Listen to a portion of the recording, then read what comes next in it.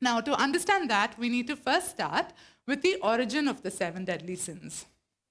So let's first look at how this whole list originated. Now, most of us know the events surrounding the early church. We know that Jesus, the Son of God, came to earth. He lived here, he preached, he did miracles, he died for us on the cross for our sins. He rose from the cross and he rose from the grave and he appeared to the people. He preached, he appeared to them, and then he ascended into heaven. Now, after he ascended into heaven, the Holy Spirit came down and it anointed his disciples, and his disciples went forth and Christianity started to spread. So this was all until around the 3rd century or so till now. Now, they were still under the Roman Empire. And according to Rome, Christianity was not yet legal. So since it was legal, these Christians faced a lot of persecution. At times, they had their property confiscated. They were thrown in prison. Sometimes they were even killed for their faith. Now, at this time, people had to really put their hearts and their minds and find deep faith and deep courage to practice Christianity. Things changed in the 4th century. Can we go next? Yeah, oh wait, went too far. Yeah, things changed in the early 4th century when the Roman Emperor Constantine legalized Christianity. And after he legalized Christianity, people found that they no longer had the struggles they had earlier. They found that they were okay, their property was okay, their lives were not in danger, and at some point they were actually even favored. The political system, the social system brought them certain advantages. And that made them question their faith, whether their faith was really true if they no longer faced any issues. So if following Jesus no longer costed them anything, they were wondering whether they were still truly following him. Now, there was no element of risk and sacrifice in their day-to-day life, and this is something that we can think of even today. Do we actually get out of our comfort zones to follow Christ? Or do we sort of rearrange our lives to accommodate Christ? The early Christians had to get out of their comfort zone. They had to take risks. They had to have sacrifice to be a Christian. But once Christianity was legalized and there was no imminent danger, they really started to question what level of faith they had. Now, in response to this particular question, some men and women decided that they would make this radical choice and they would go into the desert. They were called the Desert Fathers and Mothers. Now, they left behind their well-established lives, their property, their social standing, their regular work, and they went into this desert so that they could really think and see in the quiet of the desert what was remaining of their faith. And it was there that this person called Ponticus was wrestling with himself and was looking at certain evil thought patterns. So these were 8 recurring sin thought patterns that kept coming up and he kept feeling in his life. Now, these 8 thought patterns were the basis for what we call the 7 deadly sins today. Now, sloth was not originally called sloth. It was originally called this word called acedia, which we're going to be using today. Now, acedia, unlike what we think of sloth, like the slow, lazy animal, acedia does not mean laziness. Acedia actually means somebody who has a lack of care. So it's not really somebody who doesn't want to work. It's somebody who has a quiet loss of care. It's somebody who has an indifference that slowly has crept in. And it's a slow disengagement from the heart of God. Now, this is a kind of condition that many of us might have experienced before on the inside, though we may not really often publicly talk about it in our circles. I know that I've certainly felt acedia before. And the danger here is that it does not look harmless. It is less obvious, it is subtle, but that's why we have to keep in mind that it is and it can be more dangerous. Now, Ponticus called this the noonday demon because this lack of care was not caused by exhaustion. It wasn't caused at the end of the day when you've anyway finished all your work and your body is tired and, rest is natural, rest is necessary. No, this is the noonday demon, which comes at noon when the freshness and the energy of the morning is done, the excitement of starting the new day and work is done. Now you're just left with more hours of work until you can go rest. Right? It takes a certain commitment to be able to plod through acedia when acedia hits. Now, it takes diligence, it takes perseverance, and it takes a faithfulness to the task that is placed before you, even when you don't feel like it. It's also acedia that causes us sometimes to procrastinate. When you really need to do something and you know you need to do it, but suddenly everything else in the world is seeming more important and you attend to it before the thing you're supposed to be doing. Now, though sloth doesn't directly mean laziness, the Bible does say a lot about laziness. The book of Proverbs has its own special word, I think. They call a person who's lazy the sluggard. And it's that particular laziness is a refusal to work. This sort of laziness is not, acedia is not a refusal to work, but it's a refusal to care enough about the work which God has set before you. Now, this concept does seem a little bit abstract, and Jesus told two stories to the people to help them understand what acedia meant. One is from the parable of the Good Samaritan, where an expert of the law comes to Jesus and asks Jesus, "What must I do to inherit life?" And Jesus turns the question back onto him. He says, "What is written in the law?" And he answers, "To love the Lord your God with all your heart, with all your soul, with all your mind, with all your strength, and to love your neighbor as yourself." I think still looking for a way out, this man follows up asking, "Who is my neighbor?" And then Jesus tells this story. He says, there was a man who was one day on a journey, and then he was attacked by a group of robbers. A lot of us know this story, so I'm skipping a few of the smaller details. But these robbers beat him up and left him on the side of the road wounded. Now, a priest, a man whose job it is to, in the temple, be the mediator between man and God, this man walks on the road, sees this man lying helplessly over there, and continues on his way. Next, a Levite. A Levite is a man from a tribe whose profession it is to work in the temple. The Levite comes. The Levite sees this man wounded, helpless on the side of the road, and the Levite continues on his way as well. Now, these people, they had their intellectual theology absolutely perfect. They had the knowledge to know what exactly they were required to do. They had the resources, potentially, to care for this man who was wounded and left over there.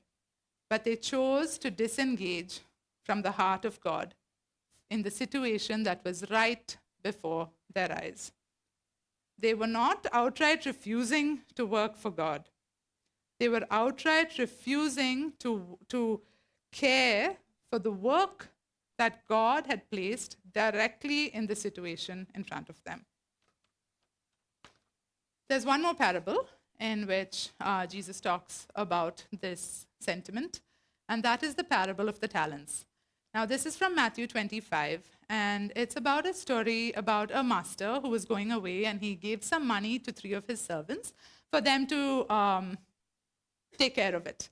Now, he gave the first person 5, they call them talents. He gave them 5 talents, and this person went ahead. He worked on his money, he traded it, he brought it back, he gave the master 10 talents. Master was happy. To the next one, he gave 2 talents. The man with the 2 talents, you know the story, went out, did the same thing, brought back 4 talents and gave it to the master. He gave the third servant 1 talent. Now, this 1 talent, instead of trading it, or instead of even investing it somewhere safely, he digs a hole, he buries it in the ground, and when his master returns, he digs it up again and gives it back to his master. I always felt really bad for this guy. He didn't misuse his talent. He didn't take his talent and go use it to party and have a good time. In fact, he did some work. He worked. He dug a hole to keep the talent safe. He put some thought into preserving it. Now, the master comes back, and when this happens, the master calls him wicked and slothful, and he takes away this talent and he throws this man out. Now, it was not the refusal to work which was the problem here. I'm sure maybe putting it in a bank might have been as much work as it was to dig the ground up and down 2 times, right? But the problem was that there was a lack of care that the servant had for the master's desire for the money. It's not that he didn't know his master. He knew his master. In fact, he states that he knows his master and that he knows that his master is an ambitious man. But he chose to be busy with what he wanted to be busy doing rather than what the master might have wanted from him.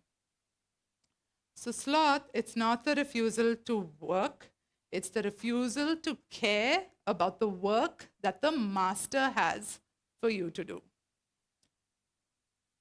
In the Gospels, we see another tragic example of acedia, but this time not as a story that Jesus told, but in a situation that Jesus himself experienced. Now, in Matthew 27, we see that Jesus has become the target of a deliberate plot by the Jewish priests and elders. Now, they had had enough of his teachings and miracles. They wanted him killed. So they get him arrested, and then they manufacture all these false testimonies against him. And they are trying to justify his death. Now, he is condemned by the Jewish council. He's condemned to death, but under Roman law, it's only a Roman governor, who can issue the sentence for his own execution. So then they take Jesus and they take him to Pontius Pilate. Now, Pilate, he's holding Jesus' life in his hands. He has a big decision to make. Should he stand up to the Jews and acquit Jesus because there doesn't seem to be anything? He knows that Jesus has not done anything wrong. Or, on the other hand, shall he just take the easy way out? Shall he pass the execution sentence? That would be the easier thing for him to do. The people wouldn't be resisting. There was a danger here that if he displeased the people, they would go and complain about him, and he could potentially lose his job. He even received spiritual intervention in this area. In Matthew 27, it says, when Pilate was sitting in the judge's seat, his wife sent him a message. Don't have anything to do with that innocent man, for I have suffered a great deal today in a dream because of him. He goes back and forth with the crowd, and then he asks them again, why? What crime has he committed? And then Pilate saw that he was getting absolutely nowhere and that there was an uproar starting, and he decided, you know what, I'm going to take the convenient way out. He took water, washed his hands in front of the crowd, and he said, I am innocent of this man's blood. It is your responsibility. Like the priest and the Levite in the parable of the Good Samaritan, who saw an innocent, wounded man and knew what they should do, Pilate also saw an innocent, wounded man in front of him, but he did not care about what the right thing to do was in that situation.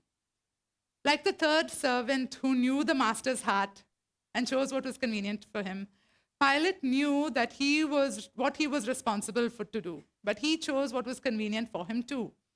He wasn't actively sinful, he wasn't pursuing evil, but his issue, his problem, his sin over here was his refusal and his passivity to do what was good and what he was responsible for.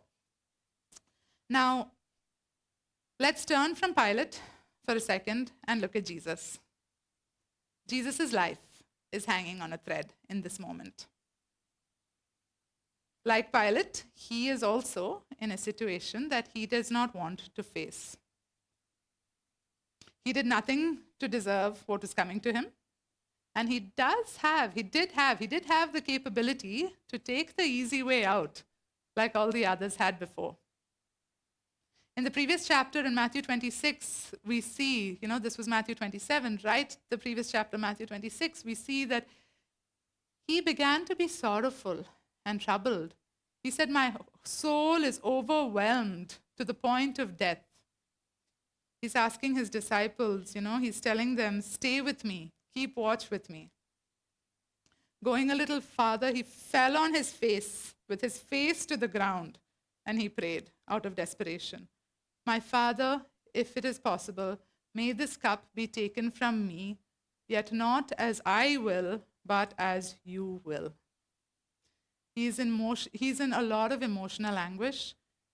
He's confronting and he's thinking about both the spiritual horror and the physical horror of bearing the sin of the whole world upon himself. And yes, he is the Son of God, but when he was on earth, he was also fully human. So let's not be quick to dismiss the pain and the horror he was feeling in this moment. He felt the fear, he felt the pain, he felt the cost, and yet he chose the opposite. He chose to fight Assyria. He chose integrity and he chose commitment towards the Father's will right until his very last breath. Now, Pilate, he washed his hands to avoid taking responsibility of Jesus, while Jesus stretched out his hands to take on the responsibility of the world.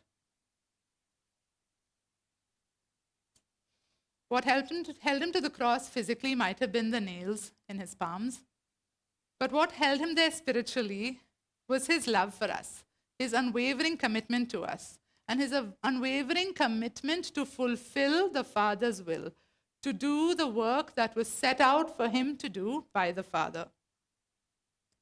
Now, because of what he did on the cross, we all have salvation today. And salvation has 3 phases, right? So the first is justification, where we are all saved from the penalty of sin. This is something that is done. It is in the past. It was accomplished in the cross. And by grace and through faith, we have received this and we are justified.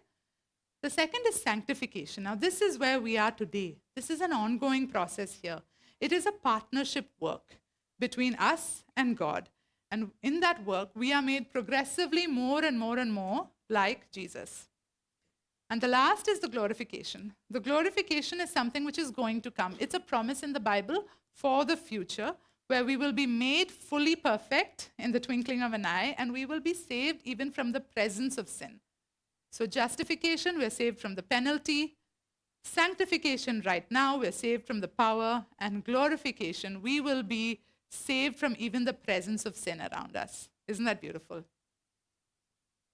Now, the devil cannot undo our justification. That's done. It's in the past tense, right? And it's completed. There's no way he can mess with that. He also cannot mess with our glorification, because that's a promise in the Bible. It is 100% sure. It is going to come. And he does not have the power to muck that up.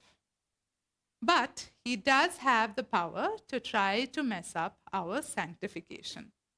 Now, he can't unsave us, but he can distract us today. And he can distract us from God's plan for our lives. And that is the gap in which Assyria slips in. Not as rebellion, not as a sudden dramatic sin, but as a quiet indifference to God's plan for our lives. Now, long before this word Assyria became as nicely put together as it is today, long before the time of even Jesus, there is a king in the Bible. And in this king's life, there was an opening where Assyria slipped in. And he quietly was distracted from God and God's plan for him in the middle of his noonday. Now, this particular slide is about David. We did a whole series about David last year, and I stole this from that deck. 1 Samuel and 2 Samuel has the life of David. 1 Samuel has a lot about Saul and David surviving around Saul. But 2 Samuel is about David's kingship. Right? And 2 Samuel, you can see a broad classification of David's triumphs and David's troubles. And if you look at the section where David's troubles start, somewhere around chapter 11, we see something that's marked out, a subheading called David's sin. Now, those who know the story will say that the sin is about lust, right? But what if there was something else? What if there was another evil that came before lust? An evil thought pattern that was actually the starting point of his mistake. We see in 2 Samuel chapter 11, verse 1, in spring, at the time when the kings go off to war, King David sent out Joab with the king's men and the whole of the Israelite army. They destroyed the Ammonites and besieged Rabbah, but David remained in Jerusalem. The way so David was supposed to go to war, kings go off to war, but David remained. Now, next verse. One evening, David got up from bed and walked around on the roof of the palace. Now, the way that this is written, it doesn't sound to me, we don't know why David remained in Jerusalem, but it doesn't sound like there was any particular illness or tragedy or strategy or crisis for which he had to stay back. In fact, it sounds like he was taking an afternoon nap, and in the evening he got up and went for a walk. Maybe he got cabin fever, I don't know. And then it says, from the roof he saw a woman bathing. The woman was very beautiful, and David sent someone to find out about her. Now, the start of the sin was not the last line. It was not because of the woman bathing. It was because of the first line, because when he should have gone to war, he remained at home. Now, he didn't stay at home because he had some personality change overnight, right? He didn't suddenly become lazy or weak or incapable. He had, if you look at the first section of that, he had so many triumphs. He had defeated the Philistines. He had expanded his kingdom. He had secured his borders. And it's possible that maybe after all these years of fighting and all these successes, maybe he had just thought that this particular war was no big deal. Compared to the days of his earlier rule, maybe his life had stabilized. Maybe he was comfortable. The exciteness and freshness of the Davidic covenant given to him in chapter 7, that was slowly starting to be a memory. Now, the noonday demon had arrived. So when kings went off to war, when David should have been off to war, he stayed at home. Now, this is one aspect of the situation he is in. The other aspect is his character, right? David's God-given personality was a really strong one. It was not passive at all. We see when he was a young boy, he went to deliver lunch to his brothers, and he ended up slaying that giant that they were warring with and came back. He was bold. He was decisive. He was a man who acted quickly without delay. And there's nothing wrong. In fact, some of those qualities, if used for God, can be extremely good qualities. And it was the uniqueness with which God had made him for God's purpose. But when Assyria came into his life, that same personality, which did not change, which was still there, saw Bathsheba and continued to be bold, decisive, and act without delay. But this time, it was in the wrong direction. So the danger of sloth is that if you are not following God and doing what God has set in front of you, then by default, you are wanting to do what you want to do without God. And you will be going in the wrong direction. Any direction which is not the direction God has set in front of you, not the work God has placed in front of you to do, is the wrong direction. Paul writes about this in 1 Corinthians 9. He says, do you not know that in a race all the runners run, but only one gets the prize? The real question is not whether we are all running or not. If you ask anyone here, they'll tell you that they had probably a busy week. Everybody is running. The problem is, what are we running towards? Paul says, run in such a way as to get the prize. Run diligently in a direction that is God's. Everyone who competes goes into strict training. There's no dearth on training on how to be successful. You go out there into the secular world, you will have lots of self-help books on productivity, on habits, on discipline, and how discipline and consistency give outcome. But Paul makes a contrast here clear. He says they do it to get a crown that will not last, but we do it to get a crown that will last forever.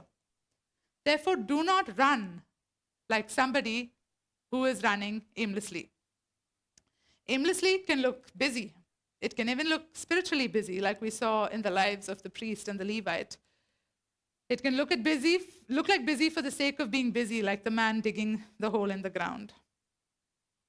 So I hope we've understood an idea of what this concept of Assyria is. To recap, we looked at the desert fathers, the priest, and the Levite in the story of the Good Samaritan, the third servant in this parable of the talents, at Pilate in his role as the Roman governor, and David as king. Now, all these people lived very long ago. They lived in a world that is completely different from ours. And though they lived in a different time and space, we can draw on their examples and their lives, as well as Christ's example for us, and apply it to our lives today. So let's think about the following.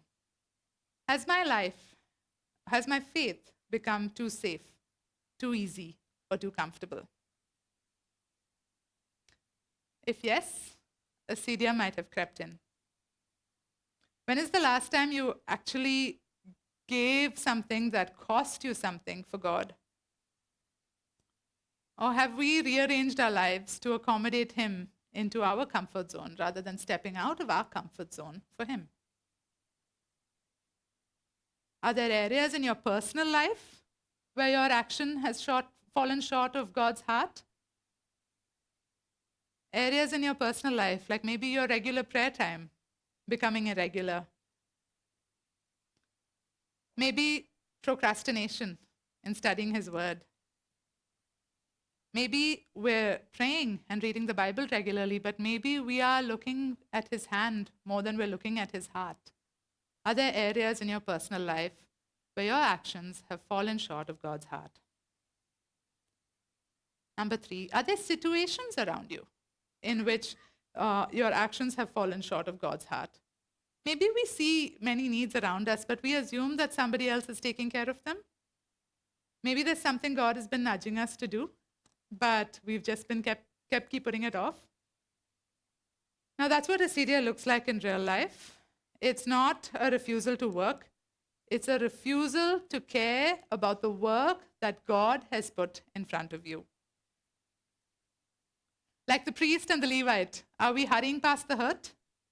Or are we stopping to take care of them?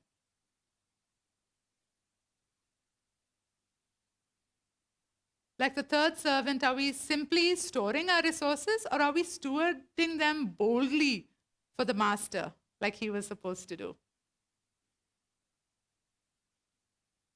Like Pilate, do we wash our hands of difficult situations?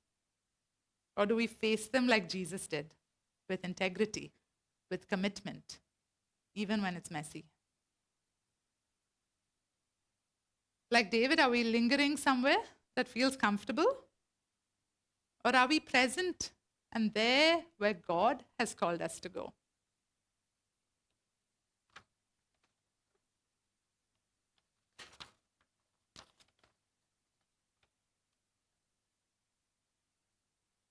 Now, these questions are in no way meant to condemn us, in no way meant to weigh us down.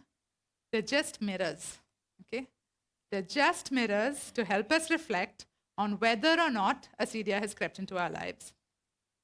It's a mirror that helps us mark, it helps us understand where we are today in relation to the heart of the Father, in relation to the Father's will for our lives, in relation to the work that He has set in front of us.